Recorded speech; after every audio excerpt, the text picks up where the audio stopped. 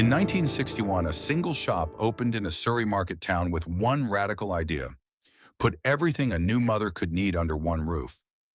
Nobody had done it before. That idea became the biggest baby brand in Britain, bigger, eventually, than any supermarket aisle for children. At its peak, more than 350 Mothercare stores lined Britain's high streets, and nearly 1,000 more traded overseas. Every autumn, a catalog as thick as a telephone directory landed on doormats, promising expectant parents that everything would be ready in time. Walking through those doors before a baby's birth became something close to a national ritual, passed from mother to daughter for 2 generations. Then within a matter of weeks in early 2020, every last one of those British stores switched off its lights for good. How does a shop that helped raise an entire generation of British children disappear from its own high streets almost without a national goodbye? This is the story of what built Mothercare and the slow, quiet decisions that pulled it apart. Selim Zilka was not born into retail.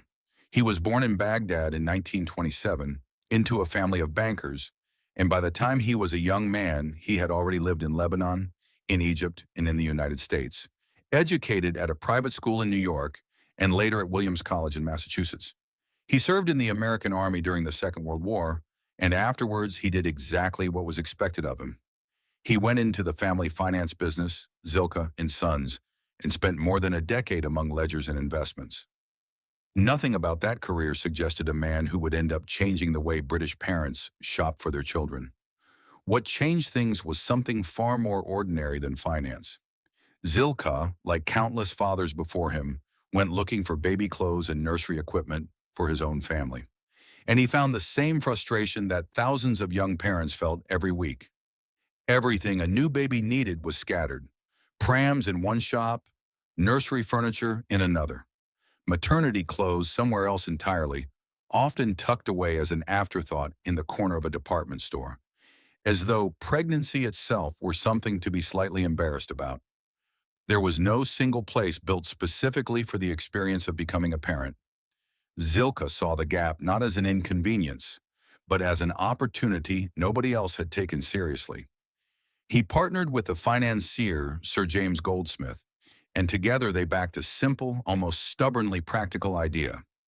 One shop entirely dedicated to mothers and babies, where everything could be found under a single roof. It was not glamorous. It was not revolutionary in its products. What made it new was the focus. Total, specialized, and aimed at a customer nobody had built a whole shop around before. On the 19th of September 1961, that idea became a shop front in Kingston upon Thames, in Surrey. It was a modest store by later standards, its shelves lined with prams, nursery furniture, and racks of maternity wear. But it was built around a single, clear purpose that customers understood the moment they walked in. There was no confusion about what this shop was for. A young mother could walk in expecting a baby, uncertain where to even begin, and walk out with almost everything she needed, guided by staff who had actually been trained to talk about pregnancy and infants, not just to work a till.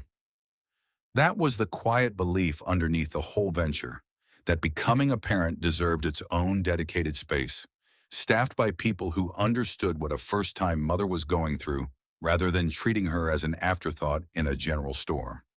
It was a small shop with a narrow specialism in a market town outside London, with no guarantee it would ever be more than that. But the idea traveled faster than anyone expected. Within a year, Mothercare had launched a mail-order catalog, carrying that same promise far beyond Kingston's high street, into towns and villages where no specialist baby shop had ever existed. The single shop with the stubborn idea was about to become something else entirely. The store an entire generation of British parents would come to trust before their children were even born. By the 1970s, Mothercare was no longer just a shop with a good idea.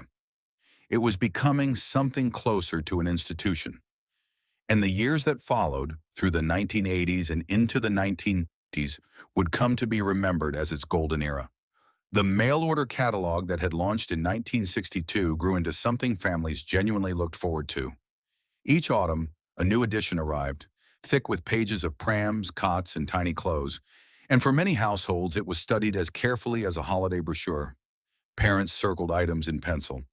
Grandparents flicked through it, looking for something to buy for a grandchild on the way. In towns too small to have their own Mothercare branch, that catalog was often the only connection a family had to the brand, and for them, it carried the whole promise of the shop in paper form. In 1972, Mothercare listed on the London Stock Exchange, a milestone that confirmed what shoppers already sensed. This was no longer a single specialist store, but a serious national retailer. And it behaved like one. Branches opened steadily along high streets across Britain, each one carrying the same reassuring formula that had worked in Kingston a decade earlier. Prams, nursery furniture, maternity wear, and staff trained specifically to talk parents through decisions most of them were making for the very first time. For many expectant mothers, a visit to Mothercare became something close to ritual.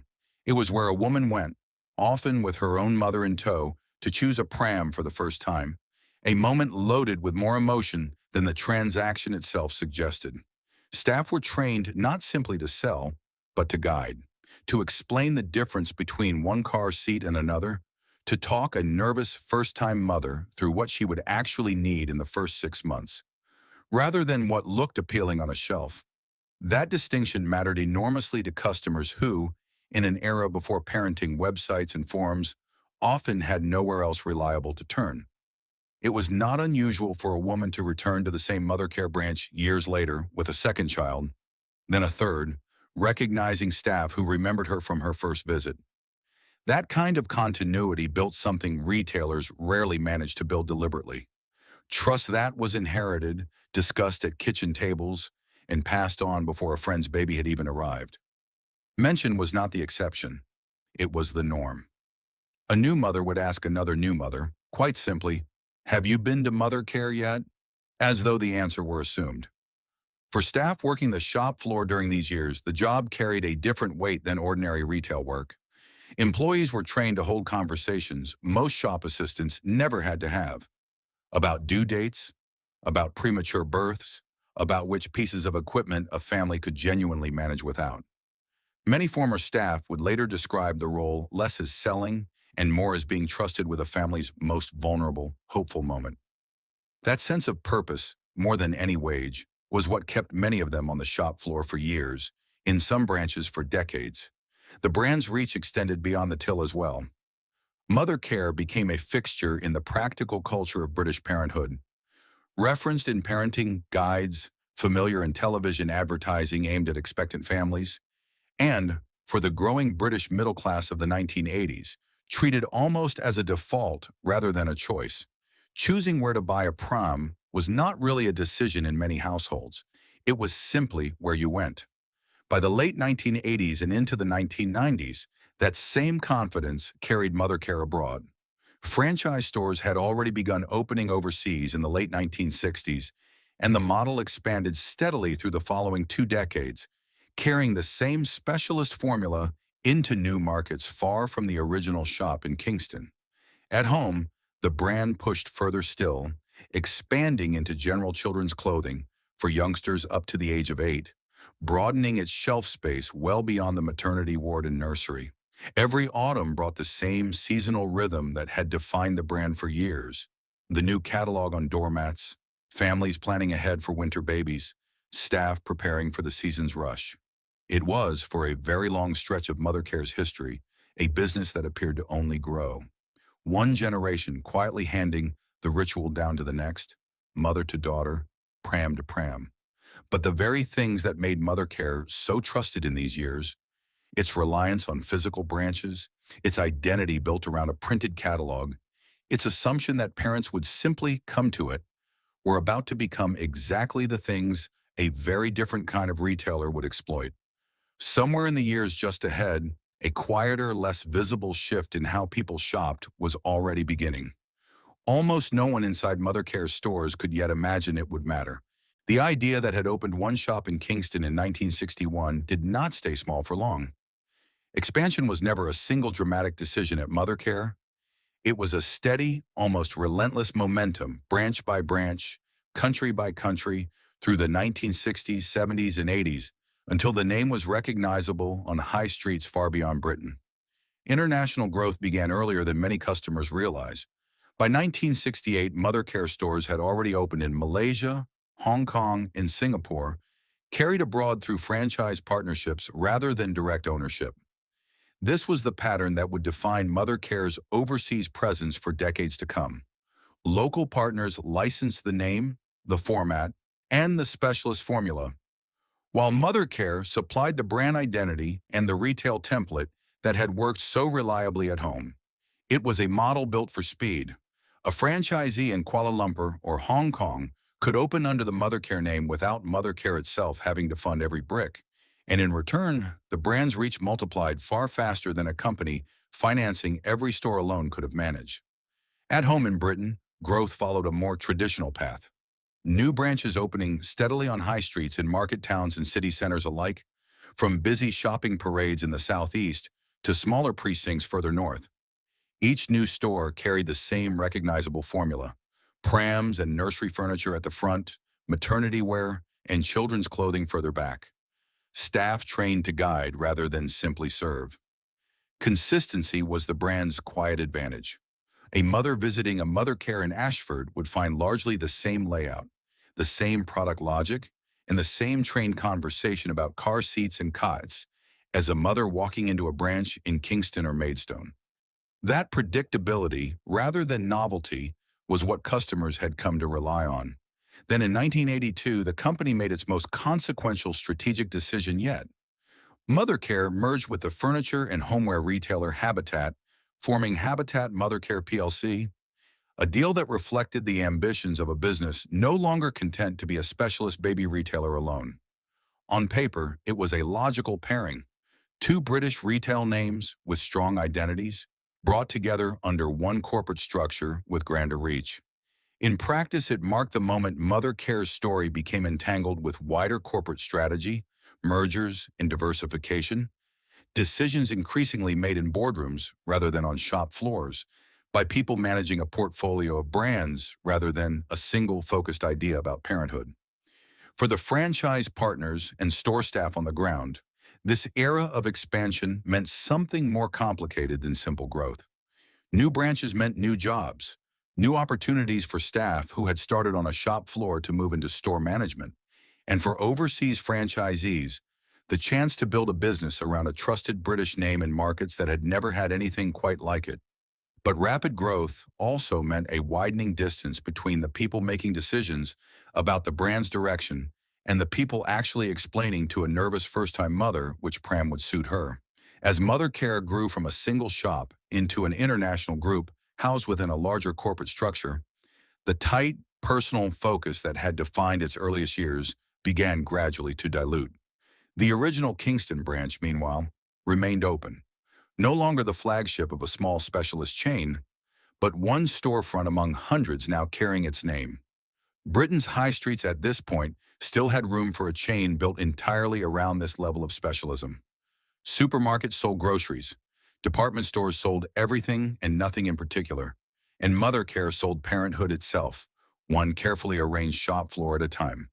By the close of the 1980s, the machine Salem Zilka had built almost by accident, in search of a decent pram, had become one of the most recognizable specialist retail brands Britain had ever produced. Present in dozens of countries, listed on the London Stock Exchange, and merged into a larger corporate group with ambitions well beyond its original single shop. The brand had never been bigger or further from where it started. What none of this expansion could yet reveal was how much of Mothercare's strength still depended on an assumption few inside the company thought to question, that parents would always need to walk through a physical door to be served. By the mid-2000s, Mothercare had reached a scale that would have seemed unimaginable to Salim Zilka standing behind the counter of a single shop in Kingston.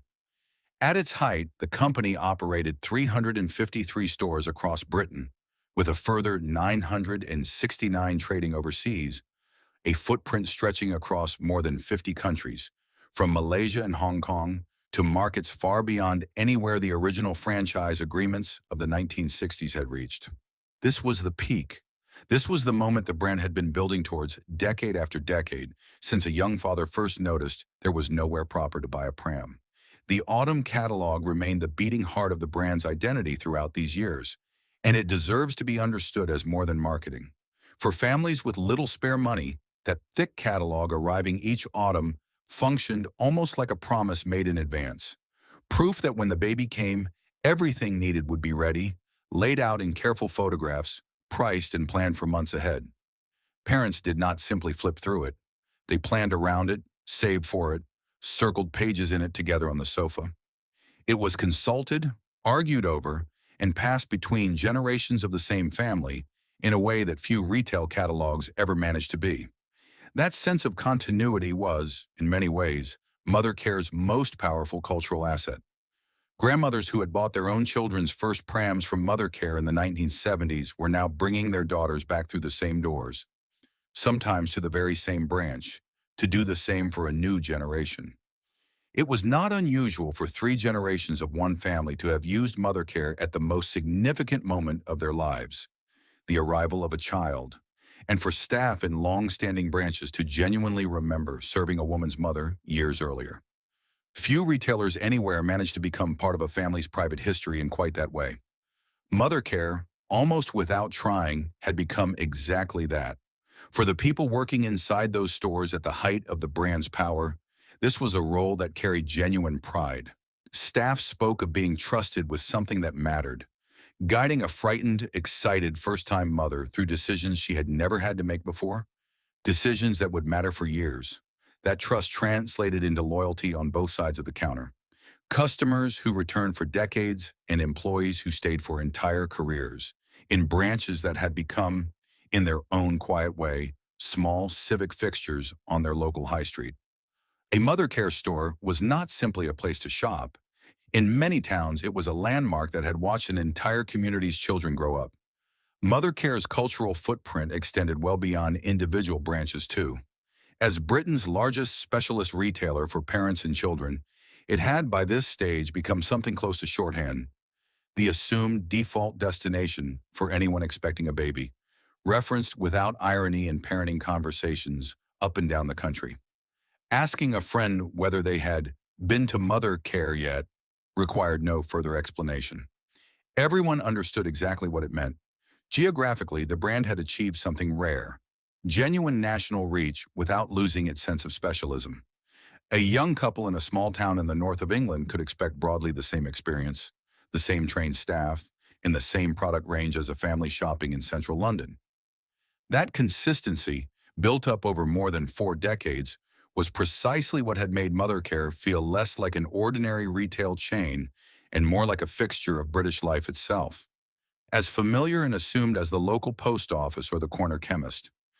It would be easy looking back to rush past this moment towards what came next, but that would do a disservice to what Mother Care actually was at its height, a business that had, through decades of careful consistency rather than dramatic reinvention, earned a level of trust that most retailers never come close to achieving. Families did not simply shop there. They marked the beginning of parenthood there, again and again, across generations. And yet, even as the catalogs kept arriving each autumn, and the till receipts kept adding up across more than 1,300 stores worldwide, the world outside those shop windows was changing in ways the brand had barely begun to notice. Somewhere in offices far from any shop floor, a different kind of shopping was quietly gathering momentum, one that would not need a catalog, a shop assistant, or even a high street at all. In the late 1990s, almost nobody walking into a Mother Care store had any reason to worry. The shelves were full. The staff were as attentive as ever. The fitting rooms for maternity wear were busy on a Saturday afternoon, and the autumn catalog still landed on doormats exactly on schedule. From the customer's side of the till, Mother Care in 1998 looked precisely like Mother Care had looked for 30 years. That, in hindsight, was part of the problem. Somewhere else entirely, a very different kind of retail was beginning to take shape. Not on any high street, but on the internet. In these early years, it looked more like a curiosity than a threat.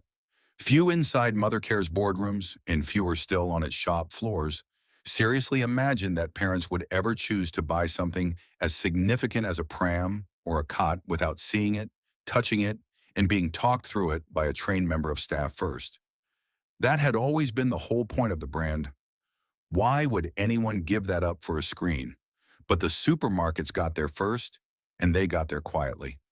Tesco and Asda, chains that had spent decades selling groceries, began stocking baby clothes, nappies, and simple nursery items at prices Mothercare's specialist model was never built to match. A pack of vests bought during the weekly food shop, tossed into the same trolley as the milk and bread, cost a fraction of the same item bought on a dedicated trip to a specialist store. For a young family watching every pound, that difference was not trivial. It was the difference between one shop and two, one journey and none at all. At first, this barely registered as competition. Supermarkets sold basics. Mothercare sold expertise, guidance, and range. The things a family genuinely needed advice on, like which car seat actually fitted their vehicle, or which pram would survive 3 years of daily use. That distinction held for a while, but it drew a quiet, dangerous line through Mothercare's own product range. The everyday basics, the vests and baby grows and simple essentials that made up a huge share of actual footfall, were exactly the items easiest for a supermarket to undercut. The complex, advice-driven purchases, the prams, the car seats, were a smaller, if more profitable, slice of the business. Slowly, almost invisibly, Mothercare was losing the everyday reason for a family to walk through its doors at all. Then came the second, quieter shift, the internet moving from curiosity to habit. As broadband reached more British homes through the early 2000s, a new kind of shopper emerged. A parent who researched a pram online in the evening, compared prices across several sites, and then simply ordered it without ever needing to speak to anyone trained to talk them through the decision. Mothercare's greatest historic strength, the expert on the shop floor, the trusted conversation about a first pram, meant nothing to a customer who had already made up their mind at home, using reviews written by other parents rather than a member of staff. Inside individual branches, some staff noticed the shift long before it appeared in any boardroom report. Longtime employees, the kind who had spent 15 or 20 years on the same shop floor, began to notice something they could feel more easily than explain. Fewer families coming in simply to browse, more customers arriving already decided, occasionally even holding a printed page from a website, asking only whether the store could match a price they had already found elsewhere. It was a small human signal of a much larger problem, but on a Tuesday afternoon in a branch in Kent or the Midlands, it looked like nothing more than a quiet day. How long could a business built entirely around the physical, personal experience of shopping actually survive a shift towards convenience nobody working the tills had asked for? The company's own response in these early years was neither denial nor alarm. It was something closer to confidence. Mothercare had survived economic downturns before. It had a brand recognized by nearly every parent in Britain, a national footprint, decades of loyalty built up one pram at a time. Executives could point to strong figures, familiar branches, and a business that, on paper, still looked entirely healthy. There was little immediate pressure to fundamentally rethink a model that had worked largely unchanged since 1961. That confidence was not unreasonable at the time, but it meant Mothercare entered the 2000s carrying the exact same physical, catalog-based, high street-dependent structure that had made it Britain's most trusted baby retailer. Into a decade that was about to reward none of those things nearly as generously as the decades before it. The cracks for now were hairline. Almost nobody could see them yet from the shop floor. But underneath the confident surface of a business still posting healthy figures, the foundations of Mothercare's specialist model, the very thing that had made it great, had quietly begun to work against it. By the mid-2010s, the picture inside Mothercare looked very different from the confident, expanding brand of a decade earlier. The company was hemorrhaging stores, hemorrhaging money, and struggling to find anyone who could say, convincingly, that things were under control. A decade earlier, the business had operated roughly 400 stores across Britain. By 2017, that number had fallen to 220. The following year, it fell further still to 137. The decline was not a single dramatic event. It was a long, grinding erosion, year after year, of a footprint that had once seemed permanent. In May 2018, the company confirmed what many inside the business had suspected for some time. It would seek a company voluntary arrangement, a formal insolvency process that would allow it to close underperforming stores and renegotiate rents without collapsing entirely. Alongside the announcement came a decision that said as much about the company's state as any set of figures could. The return of Mark Newton-Jones as chief executive, brought back after having previously left the role following a disappointing Christmas trading period. Few decisions signal a company's desperation quite as clearly as reaching back for a leader it had already let go. What Newton-Jones said publicly upon his return was unusually candid for a retail executive. He acknowledged that Mothercare had been struggling for roughly 10 years and pointed to a lack of investment and a failure to keep pace with how the business needed to change. It was in effect an admission from inside the company that the cracks visible from the outside, the shrinking stores, the growing competition, the sense of a brand standing still, had been recognized internally for the better part of a decade, without the investment or urgency needed to address them. The creditors' vote that followed in June 2018 approved a CVA that would close 49 stores and put around 800 jobs at risk out of a workforce of roughly 3,000. It was accompanied by a refinancing package worth up to £113.5 million, a new equity issue raising £28 million, alongside revised debt facilities of £67.5 million from existing lenders. On paper, it was framed as a rescue, a chance to stabilize the business, cut costs, and rebuild from a smaller, more sustainable base. Clive Wiley, a turnaround specialist brought in as interim executive chairman only weeks earlier, was widely credited with assembling the plan. But rescues built on repeated rounds of store closures rarely feel like rescues to the people working inside them. For staff on the shop floor, the CVA meant watching colleagues, sometimes in branches they had worked in for years, lose their jobs as the company shrank around them, one round of closures following another with barely a pause between them. The original target had been to bring the estate down to 92 stores by 2023. The approved CVA accelerated that plan further, aiming for just 73 stores by 2022, a scale of contraction that made clear this was not a temporary correction, but the sound of a company narrowing itself towards survival, one closure notice at a time. Behind the headline figures of the CVA lay a longer pattern of decisions that had steadily stripped Mothercare of assets built up over decades.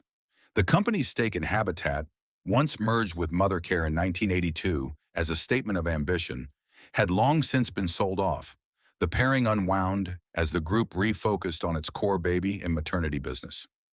In March 2019, Mothercare sold the Early Learning Center, a children's toy retailer it had owned for years, to rival retailer The Entertainer, another piece of the group quietly separated from the main business in the search for cash and focus.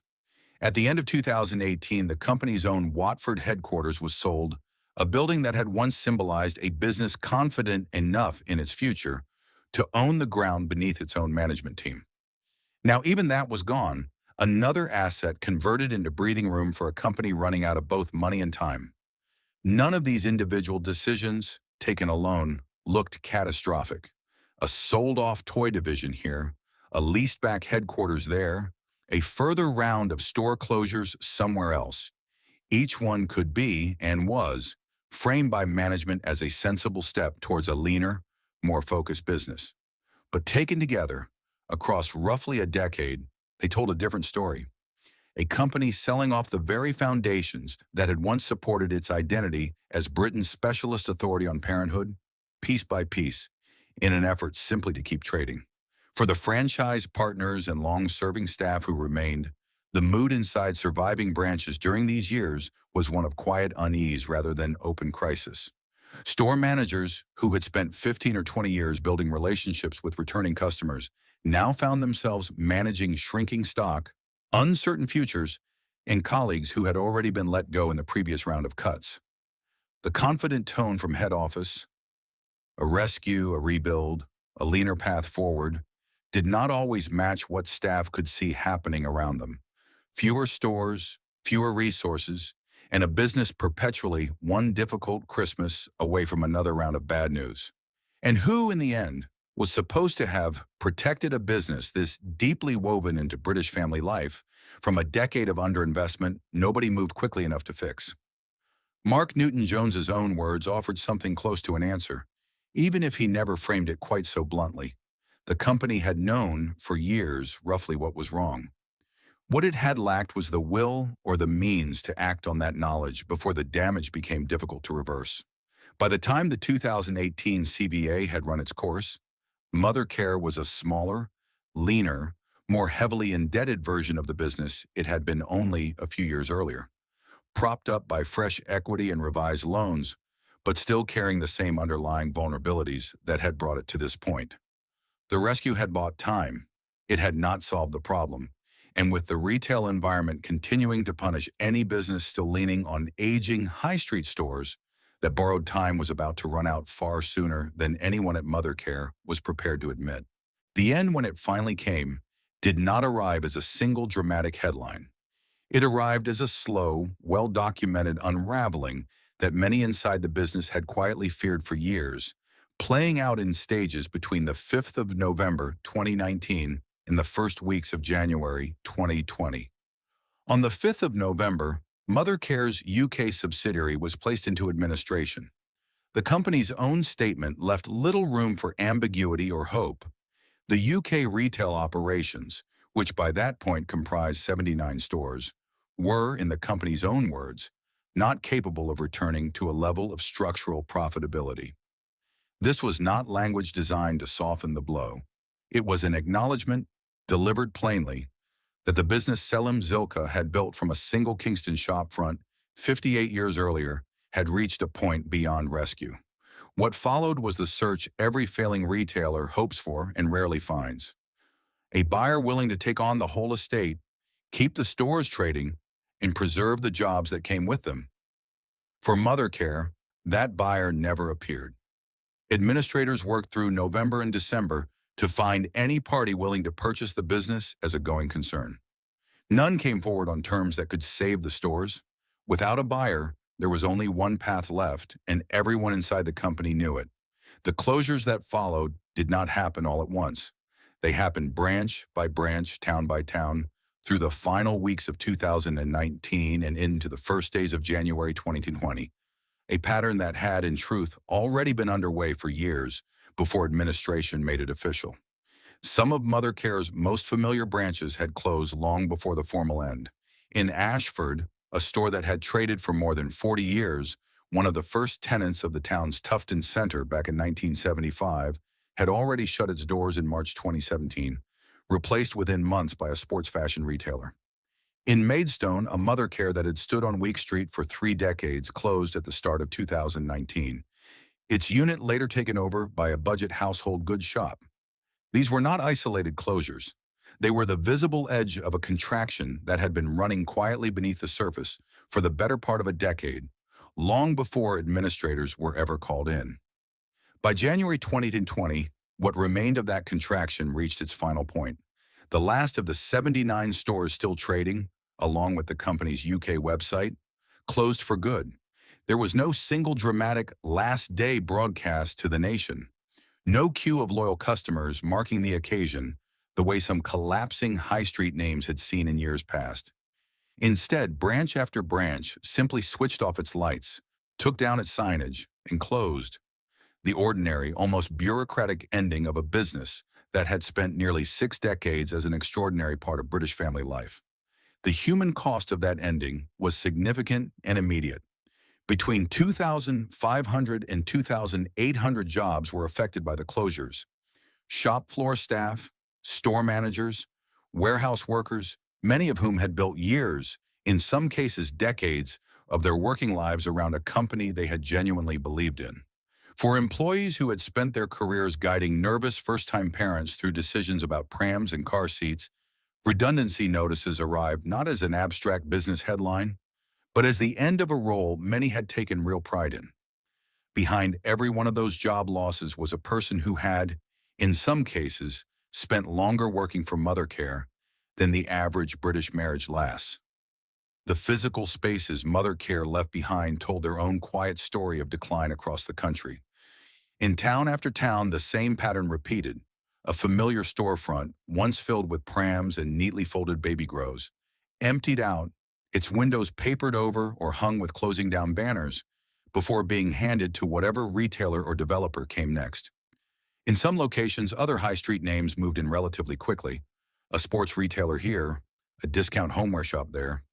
In others, the space sat empty for longer or was eyed up for entirely different uses altogether, including, in at least one former Mothercare unit, proposals for a hotel development submitted to the local council before the year was even out. Media coverage of Mothercare's collapse was significant, but it did not stand alone. That same year, several other well-known British retail names revealed serious financial troubles of their own. Bon Marché, Debenhams, and Jack Wills among them.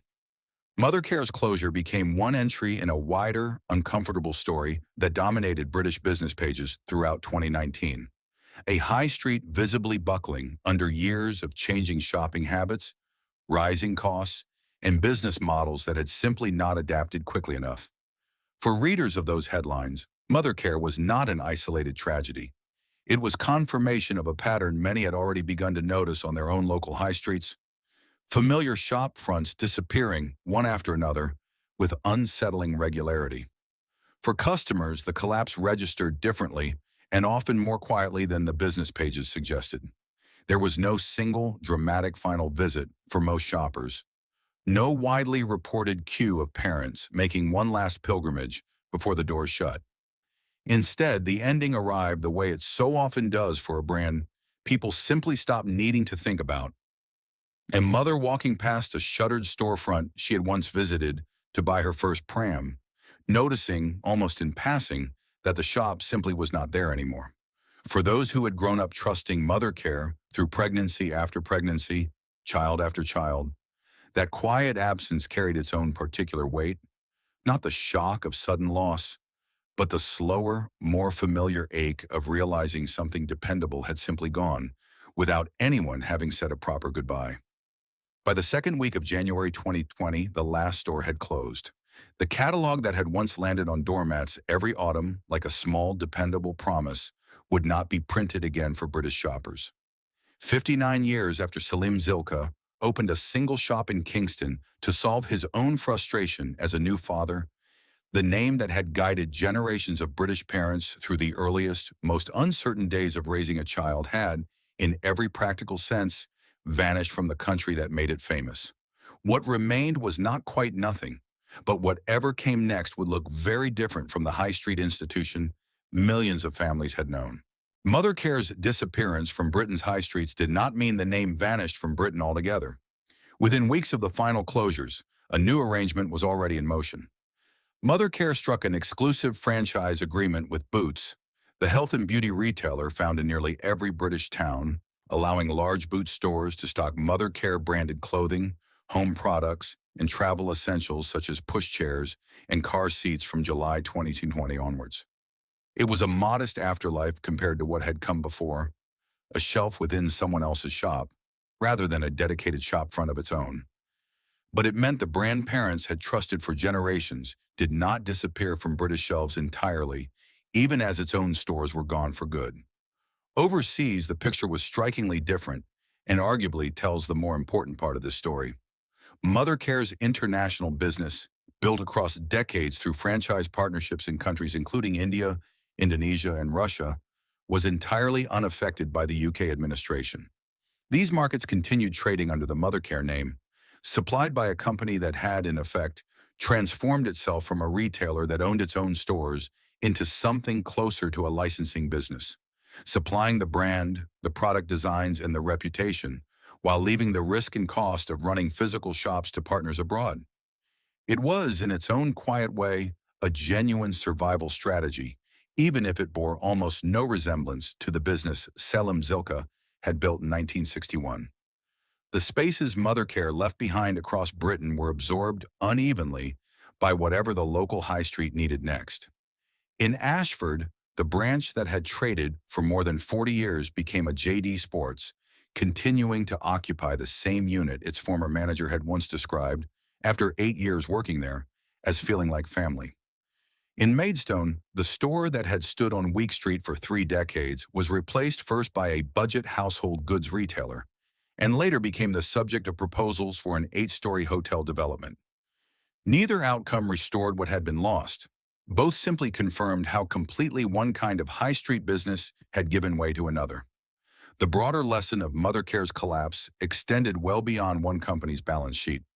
Retail analysts and industry commentators pointed to it as a clear example of what happened to specialist chains caught in the middle of a rapidly polarizing market, squeezed on one side by supermarkets undercutting them on everyday basics, and on the other by online retailers offering convenience no physical shop floor could match, however well-trained its staff.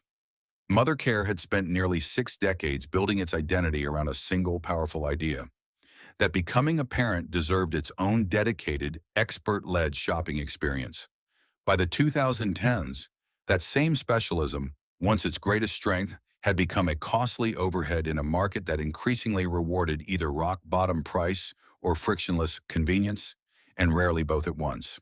For the towns that had hosted Mothercare branches for decades, the economic impact rippled outward in smaller, less headline-grabbing ways.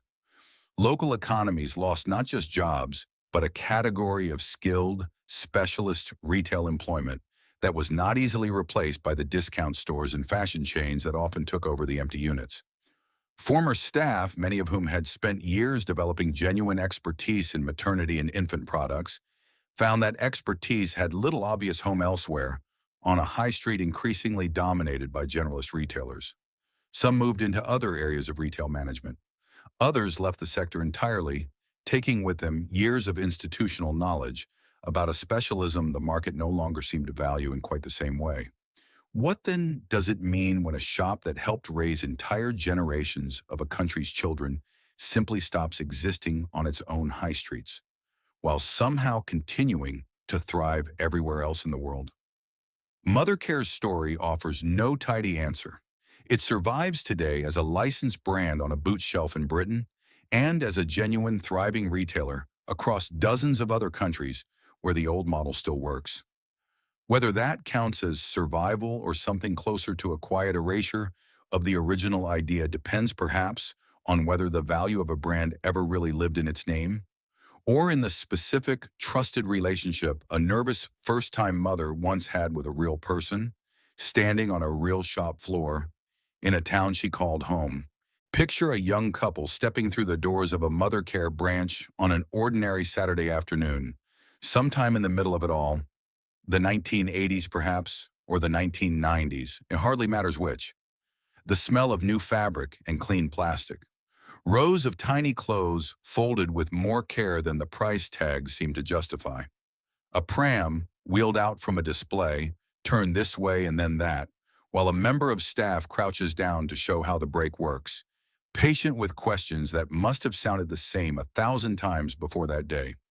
Somewhere nearby, a catalog sits fat and waiting on a low table, its pages already softened at the corners from being read at home the night before. Nobody in that shop is thinking about supermarkets, or the internet, or boardrooms in Watford.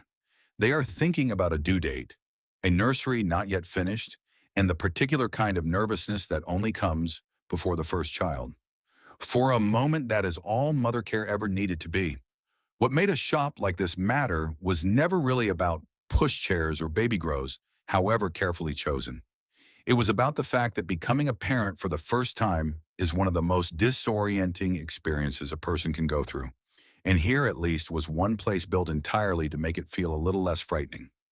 A young mother could walk in without knowing what she needed and walk out having been listened to, guided and reassured by someone who had been trained to treat that uncertainty seriously rather than as an inconvenience to be rushed through. That is a rarer thing in retail than it sounds, and rarer still in life. A business whose entire purpose was built around meeting people at one of their most vulnerable moments and simply making it easier. Beyond the individual family, Mothercare occupied a quieter role too, as one of the small, dependable fixtures that gave a high street its sense of continuity. Grandmothers pointed out the shop to their daughters. Daughters, years later, brought their own daughters through the same doors.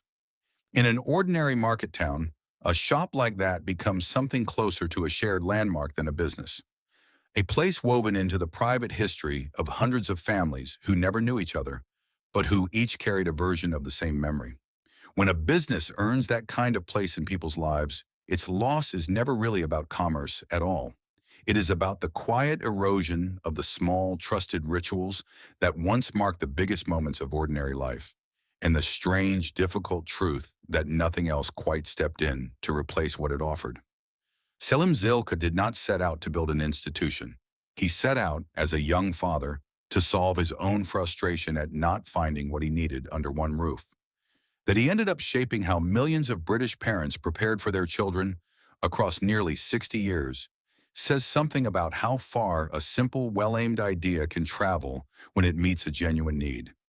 He is owed that recognition, as are the staff who spend entire careers on those shop floors and the franchise partners around the world who kept the name alive long after the British stores went quiet. To the families who walked through those doors before their children were born and returned again for the next one and the one after that, the memory of mother care belongs to you now, not to any balance sheet or boardroom decision. Something real and warm and genuinely useful stood on those high streets for nearly 6 decades. It is gone from where it began. But it was there, when it mattered, for exactly the people it was built for. That much is worth remembering and worth saying plainly before the story is set down.